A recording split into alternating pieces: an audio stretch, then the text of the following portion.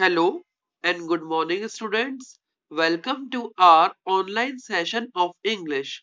So, students, today we are going to begin a new chapter of our English reader book, that is chapter number 19, Abraham Lincoln. So, students, this is the last chapter of our English reader book. And, students, till now we have covered all the chapters which are coming in the second term examination.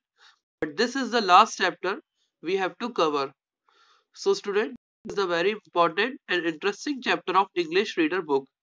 And this is the story of Abraham Lincoln, who faced many problems in America, but he proved to be a famous president of USA.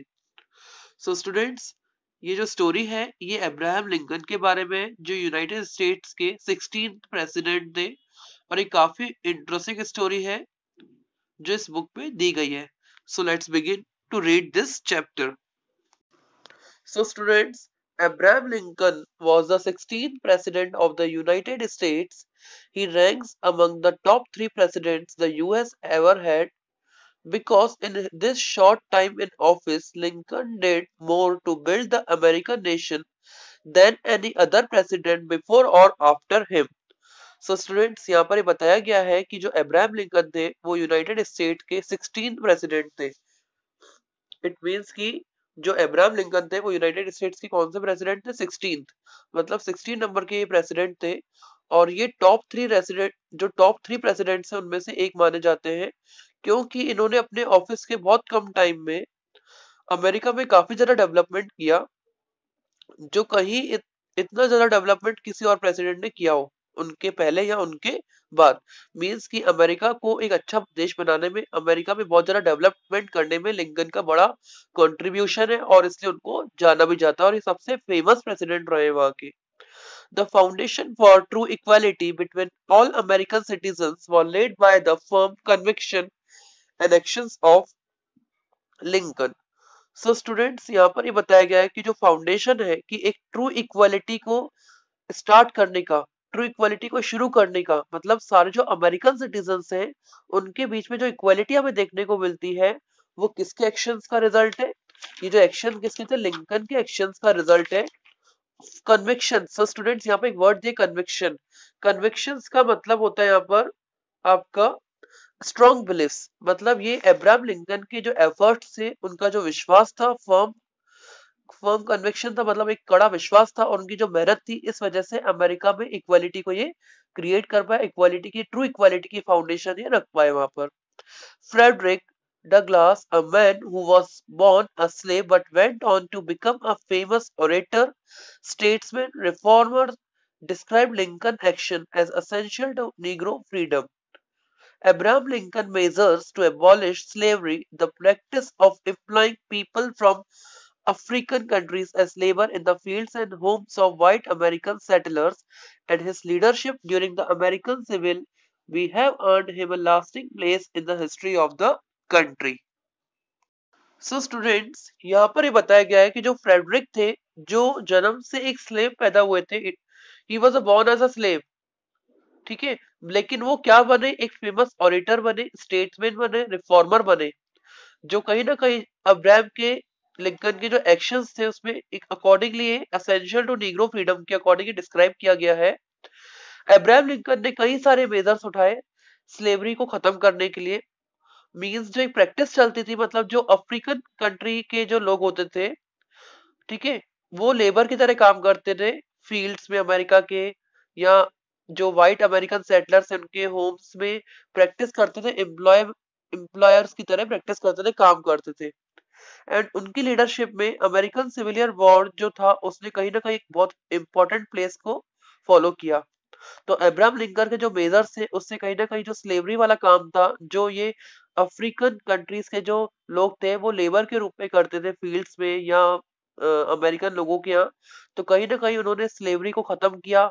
और इसके according American civil war ने जो एक importance को earn किया, जो life place में इसकी जो इम्पोर्टेंस थी वो बहुत ज्यादा इंक्रीज हो गई। तो इस अकॉर्डिंग हम देखने को मिलता है कि बहुत ज्यादा इम्पोर्टेंट था।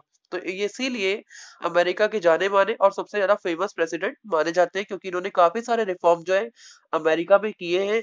और इस अकॉर्डिंग जो फ्रेडरिक थे उन्होंने इनके सारे रिफॉर्म्स वगैरह स्टेटमेंट्स को सबसे ज्यादा प्रूव किया है इस according. So it was only a small fish, but the boy who was carrying it home for dinner was proud of his catch. For a 4 years old, it was a great feeling to have caught a fish on his own. He looked forward to showing his catch to his mother. तो उसने एक जो fish थी वो बहुत small थी, लेकिन जो बॉय इसे कैरी कर रहा था डिनर के लिए घर पे लेके जा रहा था, उसे अपने स्केच करने पर बहुत प्राउड था। मतलब उसने जो ये फिश पकड़ी थी उसके लिए उसे बहुत ज्यादा प्राउड फील हो रहा था कि उसने इस फिश को कैच किया। तो एक 4 साल के बच्चे के लिए बहुत ग्रेट फीलिंग थी फिश को कैच करना अपने आप से। और वो कहीं ना कहीं ये जो फिश उसने कैच की थी वो अपने मदर के लिए ले जा रहा था इस according. So as little Abraham walked on the path through the woods around the Knob Creek, a man in a soldier's uniform approached him. तो जो ये लिटिल अब्राहम लिंकन है वो रास्ते में जा रहे थे, जंगल के रास्ते के थ्रू वो जा रहे थे उसके आसपास से नॉब क्रीक के। तो एक सोल्जर की यूनिफॉर्म में एक आदमी था, उन्होंने अब्राहम लिंकन को अप्रोच किया। इस अकॉर्डिंग वो उससे मिले। As he came near the boy he pushed to greet him ice. और जैसे ही वो उसके पास आए तो उन्होंने उसकी आइस को ग्रीट किया, उससे आंखें मिलाई इस according. Good day young man, did you catch that fine fish all by yourself. और उन सोल्जर ने उस अब्राहम से क्या पूछा कि गुड डे बोला उससे, और बोला कि क्या ये मछली आपने अपने आप से पकड़ी है। उन्होंने इस अकॉर्डिंग उससे क्वेश्चन किया। So the child nodded as he looked at the soldier's dirty clothes. The soldiers looked as if he had been on the road for some days.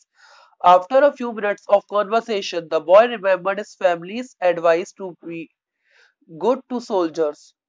तो जो चाइल्ड था उसने अपना सर हिलाया और सोल्जर की डर्टी क्लॉथ्स की तरह उसने देखा, और सोल्जर ने देखा। The soldier looked as soldier इस अकॉर्डिंग दिख रहा था जैसे वो बहुत टाइम से रोड पर ही रहा हो। और कुछ मिनट्स की कॉन्वर्सेशन की जब हुई उन दोनों के बीच में, तो कुछ मिनट्स की कॉन्वर्सेशन के बाद बॉय ने अपनी फैमिली की एडवाइस को ध्यान में रखा कि सोल्जर्स के लिए अच्छा होना, सोल्जर्स जो होते हैं बहुत अच्छे होते हैं, तो उनके लिए हमें भी अच्छा होना चाहिए। तो उसने अपनी फैमिली की एडवाइस को ध्यान किया। Holding out the only things he had to offer in the nature of a gift, he said would you like this fish for your dinner? The soldier, hungry and grateful for the generosity of the small child, accepted the offering with a small smile of thanks. Okay, students? So, students, हमने क्या देखा? जो child था वो कहीं ना कहीं क्या करता है, उस सोल्जर की तरफ मुंह हिलाता है, और वो सोल्जर को डर्टी क्लॉथ में उसने देखा। तो जो सोल्जर था, सोल्जर ने उसकी तरफ देखा, सॉरी जो बॉय था उसने सोल्जर की तरफ देखा। The soldier looked as if he had been on the road for some days. और सोल्जर कहीं ना कहीं इस अकॉर्डिंग दिख रहा था जैसे वो बहुत दिनों से रोड पर ही रहा हो। After a few minutes of conversation, the boy remembered his family's advice to be good to soldiers. तो उन दोनों के बीच में कई मिनट्स तक कॉन्वर्सेशन चलती है। तो कुछ मिनट्स की कॉन्वर्सेशन के बाद जो बॉय था उसने रिमेम्बर किया, अपनी फैमिली की एडवाइस को ध्यान में रखा कि सोल्जर्स के लिए अच्छा होना चाहिए, bit good through the soldier, मतलब सोल्जर्स के प्रति हमेशा हमें अच्छा होना चाहिए, उनसे अच्छी तरीके से बात करनी चाहिए। सो इस अकॉर्डिंग क्या होता है, holding out the only thing he had to offer in the nature of a gift, he said would you like this fish for your dinner? The soldier, hungry and grateful for the generosity of a small child, accepted the offering with a smile of thanks. तो जो इस according जो क्या होता है, जो वो कहीं ना कहीं ये एक ऐसी चीज थी जो उसको ऑफर की जाती है, एक नेचर ऑफ गिफ्ट था।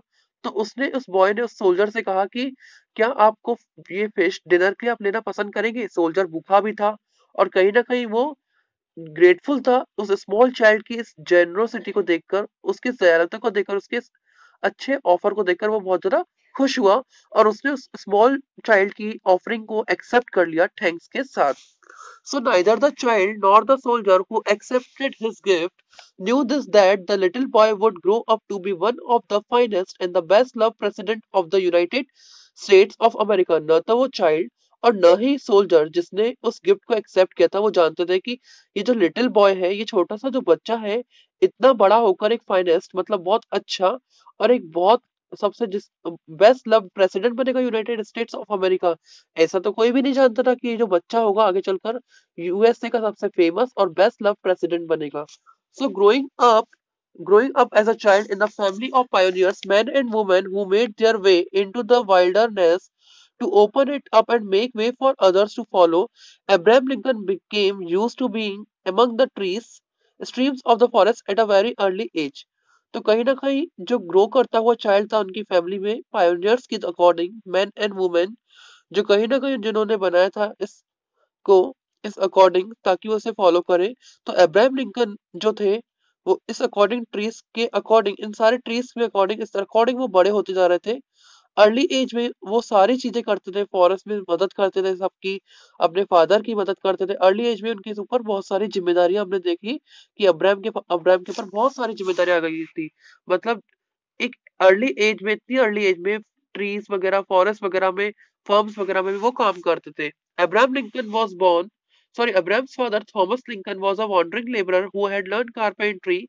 He could neither read nor write. It was only after he got married that his wife Nancy Hanks taught him how to sign his name. Abraham के जो फादर थे Thomas Lincoln वो एक wandering labour थे जो इधर उधर घूमते थे और उनको कारपेंटरी का काम आता था। वो न पढ़ना लिखना जानते थे न लिखना जानते थे। ये सब ये सारी चीजें वो कब जाने जब उनकी शादी हो गई थी नैन्सी हैंक्स के साथ तो उनकी वाइफ ने उनको साइन करना सिखाया था। Abraham was born in a log cabin or rock spring farm which his father Thomas had brought on credit. Abraham Lincoln का जो जन्म था वो कहाँ हुआ था? लॉग कैबिन मीन्स की जो रॉक स्प्रिंग फर्म था जिसे उनके फादर थॉमस लिंकन ने उधार पे लिया था। So his family lived there for next 4 years। इस अकॉर्डिंग हम देखेंगे students. So his family lived there for next 4 years. They later moved to a better and bigger farm in Nove Creek, a short distance away, where they lived till he was 7। So students यहाँ पर बताया गया है कि 4 years से वो लोग यहाँ पे रह रहे थे और उसके बाद वो एक बेटर और बिग फर्म में रहने गए नोव क्रीक में जो वहां से कुछ दूर था। और जब तब वो 7 years का था। Spending long hours on his own mean that Abraham created imaginary friends and foes for himself as he roamed the forest. Abraham also gained in physical strength, learning to climb, run swiftly, leap over long distance, carry heavy branches home for firewood। और कहीं hours spend करने के बाद Abraham Lincoln थे उन्होंने कई सारे अपने इमेजिनरी फ्रेंड्स बनाए, कुछ उनके एनिमीज भी बने। जब जैसे जैसे वो जंगलों में घूमते रहते थे अब्राहम को कहीं ना कहीं फिजिकल स्ट्रेंथ भी गेन हुई और वो चढ़ना भी सीखे, भागना सीखे और कहीं कहीं जो लंबी डिस्टेंस है वो छलांग लगाना भी उन्होंने सीखा। और जो हैवी ब्रांचेस है वो अपने घर पे फायरवुड के लिए लेकर आया करते थे। His first brush with education was through a tutor named Jejiraj Rainey, who taught a small group of children from the pioneers family near the Lincoln cabin। और कहीं ना कहीं उनकी जो स्टडीज थी जो एजुकेटर था वो किसके थ्रू हुआ? उनके जो एक ट्यूटर थे राइनी जो स्मॉल ग्रुप ऑफ चिल्ड्रन को पढ़ाया करते थे उनकी फैमिली के पास लिंकन कैबिन के पास। The next teacher was Caleb Hazel, whom they had to travel 4 miles to meet. There was sometimes a gap of weeks and even months between one set of lesson and the next। और जो अगले teacher थे वो थे Caleb hazel और जो कहीं ना कहीं उनसे मिलने के लिए उनको कहीं डिस्टेंस ट्रेवल करके आना पड़ता था इस अकॉर्डिंग।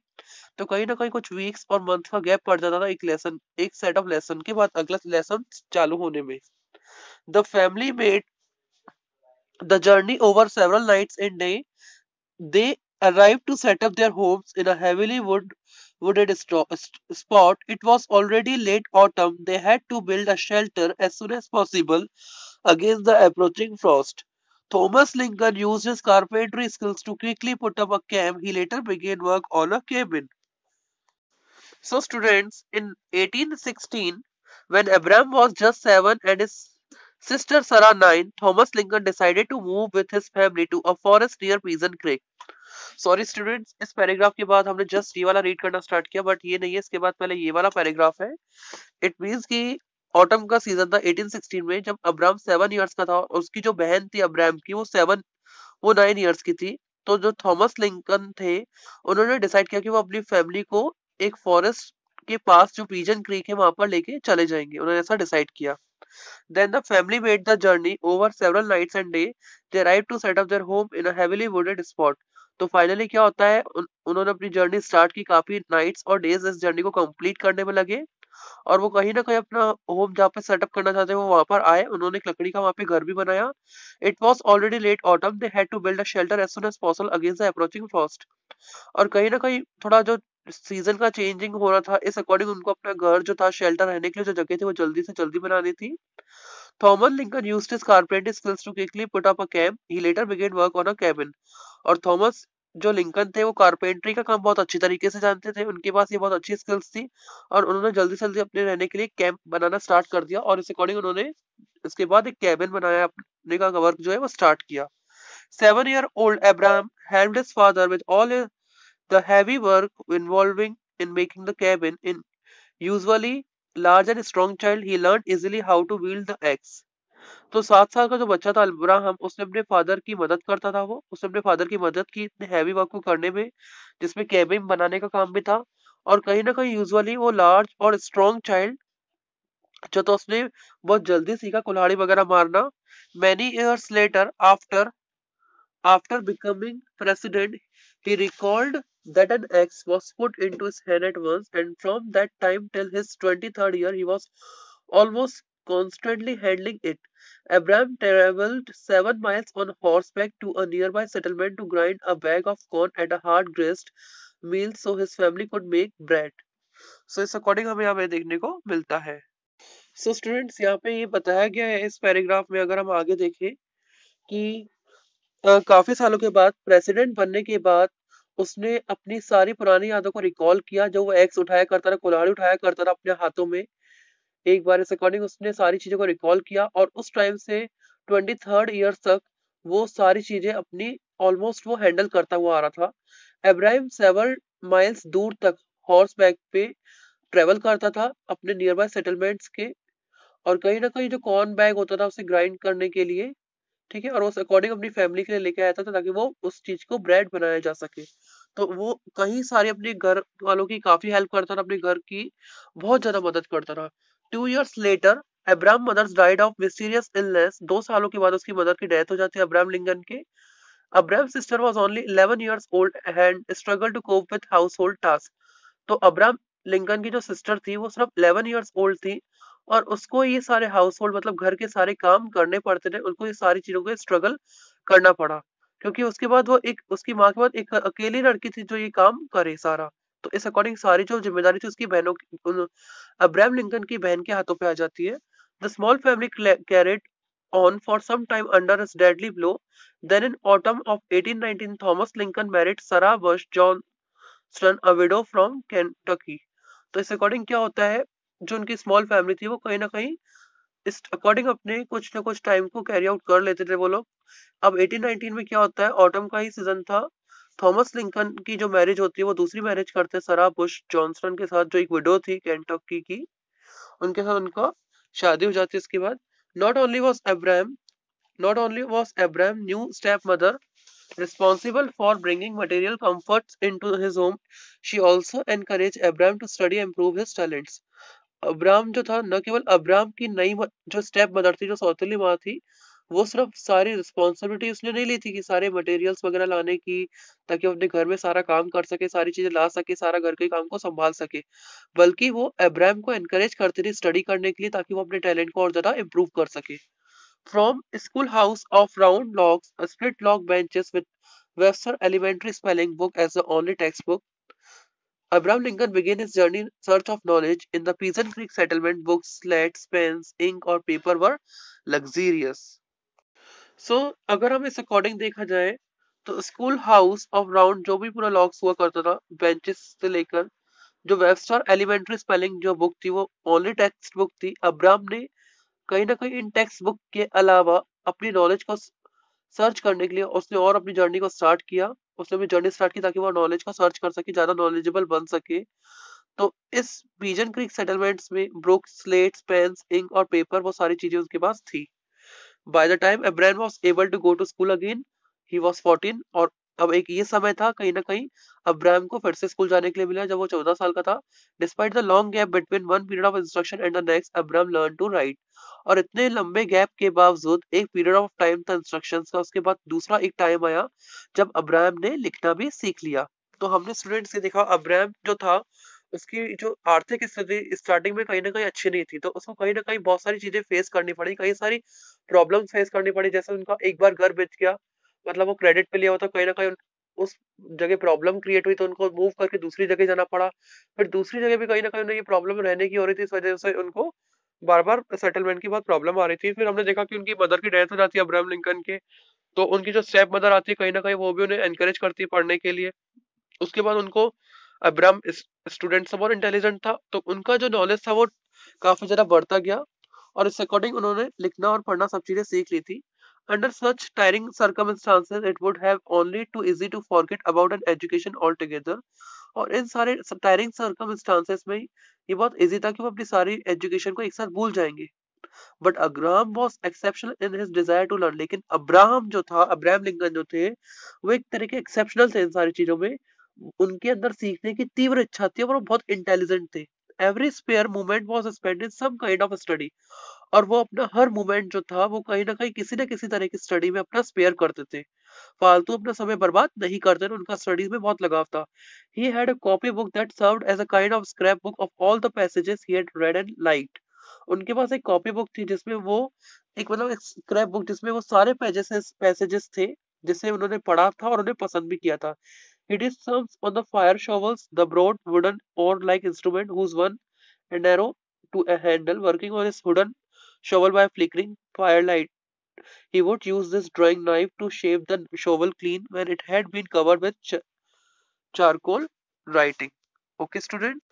So, students, यहाँ पे ये बताया गया है कि कहीं ना कहीं वो जो फायर शॉवल होता था, जो आग का एक फावड़ा होता था, और एक वुडन और लाइक इंस्ट्रूमेंट होता था जिसपे एक नैरो हैंडल था उसमें, तो वो क्या करते थे, इस लकड़ी के फावड़े पर काम करने से जो टिमटिमाती आग होती थी, तो वो अक्सर क्या करते थे, जो वो यूज करते थे ड्राइंग नाइफ का, ताकि इसे शॉवल क्लीन को उसको मतलब फावड़े को जो साफ किया जा सके।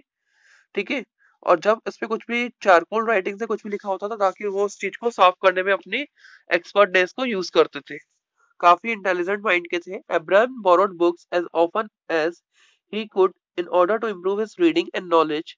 Robinson Crusoe, Aesop's Fables, Pilgrim's Progress, The Life of Washington, and A History of the United States form the substance of his reading in these years, but it was not reading alone that occupied him. He also worked on his father farm, assisted neighbors who needed a helping hand. तो Abraham जो थे उन्होंने कई सारी books को बोरो भी किया था, और कभी कभार ऐसा वो करते भी थे ताकि अपनी रीडिंग को वो इम्प्रूव कर सके। वो अपनी रीडिंग को इम्प्रूव करना चाहते थे, अपनी नॉलेज को और ज्यादा बढ़ाना चाहते थे। So Robinson Crusoe, Aesop's fables, Pilgrim's progress, the life of Washington and the history of the United States, ये जो सारी चीजें थी, इनकी ये सारी चीजें ही उनकी यात्रा रही सारी रीडिंग करने की। लेकिन सिर्फ रीडिंग करना ही उनको ऑक्यूपाई नहीं करता था, मतलब सिर्फ रीडिंग से ही वो सारा बिजी नहीं रहते थे, बल्कि वो अपने फादर के साथ उनकी फर्म में काम भी करते थे, बल्कि अपने नेबर्स की मदद करते थे। तो कहीं ना कहीं जब उनके फादर को या उनके किसी नेबर को एक हेल्पिंग हैंड की जरूरत होती थी, तो अब्राहम सब उनकी मदद करते थे। मतलब वो एक हेल्पिंग हैंड थे सबके लिए बहुत अच्छे इंसान थे।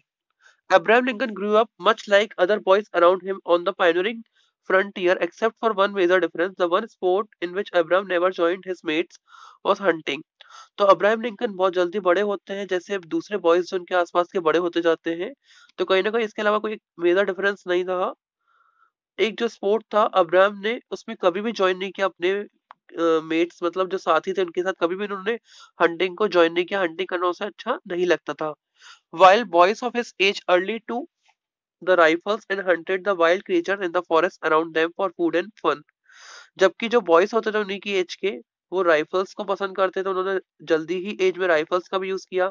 वाइल्ड क्रिएचर्स की उन्होंने हंटिंग की, फॉरेस्ट के आसपास फूड और फन के लिए, मतलब खाने पीने के लिए, मस्ती मजाक के लिए वो वाइल्ड लाइफ क्रिएचर्स की मस्ती करते थे, दूसरे लड़के मतलब हंटिंग भी करते थे। लेकिन अब्राहम लिंकन को हंटिंग में किसी भी तरह का इंटरेस्ट नहीं था। Abraham abstained from hunting altogether। Abraham जो थे वो कहीं ना कहीं हंटिंग बहुत दूर रहते थे, इस चीज में उनका शौक नहीं था। The time that the peer spent lying wait for the query. Okay, he spent in reading and learning. His gentle nature clearly shrank from hurting or injuring other living creatures. This gentle, generous, and determined lad grew to shape the country destiny like few have done before or since. Okay, so students, पर क्या बताया गया है कि जो उनके साथी थे उन्होंने अपने खदान वगैरह के इंतजार में झूठ भी बोलते थे, झूठ भी बोल दिया। He spend in reading and learning, लेकिन उन्होंने अपना सबसे ज्यादा ध्यान रीडिंग और राइटिंग और लर्निंग में ही लगाया। His gentle nature clearly shrank from hurting और इंजरिंग अदर लिविंग क्रिएचर। उनका जो जेंटल नेचर था वो कहीं ना कहीं ऐसा नहीं था कि किसी को हर्ट करे या किसी को इंजर्ड करे, किसी भी लिविंग क्रिएचर को। वो इन सारी चीजों को नहीं मानते थे। वो चाहते किसी भी लिविंग क्रिएचर को हर्ट नहीं करना चाहिए, किसी भी लिविंग क्रिएचर को इंजर्ड नहीं करना चाहिए। वो सबका भला चाहते थे। This gentle generous and determined lad grew to shape this country destiny like you have done before और सिंस। तो उनके जेंटल और जेनरस कहीं ना कहीं और उनका जो डिटर्मिनेशन था, इस सारी चीजों ने कहीं ना कहीं उनके देश की जो उनके देश की उनकी खुद की कंट्री मींस जो डेस्टिनी थी उनकी, उसको बहुत अच्छा शेप दिया। वो और आगे तरक्की किया। जो और भी लोग जो पहले और उसके बाद करते हुए हैं, तो कहीं ना कहीं अब्राहम लिंकन जो थे वो अपने देश के लिए बहुत अच्छा साबित हुए। तो अब्राहम लिंकन ने अपने देश के लिए बहुत सारी चीजें की थी, उन्होंने बहुत सारा सेक्रीफाइस किया था। मतलब वो यूनाइटेड स्टेट्स ऑफ अमेरिका के सबसे ज्यादा इंपॉर्टेंट प्रेसिडेंट्स में से एक माने जाते हैं। उनके पहले और उनके बाद के प्रेसिडेंट में सबसे अच्छे प्रेसिडेंट अब्राहम लिंकन को माना जाता है, क्योंकि उन्होंने अमेरिका के उत्थान के लिए, वहां के भविष्य के लिए बहुत ज्यादा काम किया। और वो कहीं ना कहीं एक ऐसे प्रेसिडेंट थे जो लोगों को स्लेवरी से मुक्त करवाते थे। लोगों जो स्लेवरी में लगे हुए थे, मतलब जो हमने अफ्रीकन निग्रोस के बारे में पढ़ा था, जो कहीं ना कहीं स्लेव्स थे व्हाइट अमेरिकन के, उन्होंने उनको उनके जंगल से छुड़ाया, उनको आजाद किया, उनकी स्लेवरी को एबॉलिश किया उन्होंने। और कई सारे काम किए। और हमने देखा कि जैसे उनकी इकोनॉमिक कंडीशन कहीं ना कहीं अच्छी नहीं थी घर की, लेकिन इसके बावजूद भी उन्होंने बहुत अच्छा काम किया। वो अपने फादर की मदद भी करते थे अपनी फर्म्स में। रीडिंग राइटिंग का भी इनको शौक था। वो सारी चीजें अपने टाइम टू टाइम करते थे, लेकिन उन्होंने सारी चीजों को करते हुए इस अकॉर्डिंग वो कहीं ना कहीं अमेरिका के यूएसए के प्रेसिडेंट बने। So students, it was all about the chapter that is Abraham Lincoln. So now we will discuss about the word meanings of the chapter. Students, you have got the notes from the school of these exercise.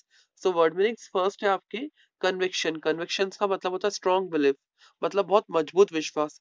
Abolish, abolish का मतलब होता है do away with. Do away with means किसी भी चीज को त्यागना, abolish करना। थर्ड है generosity, means giving readily, unselfishly. Okay, means की अनसेल्फिशली कुछ भी इस अकॉर्डिंग। वॉइस मीन्स होता है एनिमी, जब एनिमीज की बात आती है।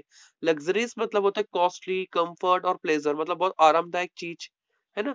फ्लिकरिंग का मतलब होता है बर्निंग और शाइनिंग अनस्टेडली। ओके, एब्स्टेंट मतलब होता है स्टेड अवे। सो स्टूडेंट्स, ये सारी हमारी क्या थी, वर्ड मीनिंग्स थी। Okay students.